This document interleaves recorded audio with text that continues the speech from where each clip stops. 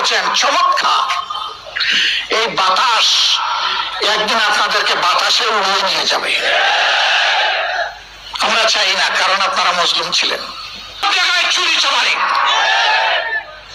এই চোরের হাত আমরা বন্ধ করতে চাই, চাঁদাবাজদের হাত বন্ধ করতে চাই, দুর্নীতিবাজদের হাত বন্ধ করতে চাই, সেই মানবিক বাংলাদেশ করতে চাই।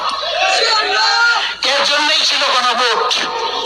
আপনারা রায় দিলেন, সরকার এখন যারা আছে তারাও বলছিল রায় দেন, হা বলুন। হা সবাই বললাম, এখন আমরা হার উপরে আছি, তারা না হয়ে গেছে। কেউ টিকে নাই, শান্তি পায় নাই, সম্মান পায় নাই, ক্ষমতা পাকাভুক্ত করতে পারে নাই। 14, 18, 24-এর নির্বাচন তার প্রমাণ। আপনারাও যদি তামসা শুরু করেন, তাহলে ভাইরাস যখন বসবে আপনাদের গাড়ে, তখন কিন্তু উপসর্গ সমানই দেখা দিবে।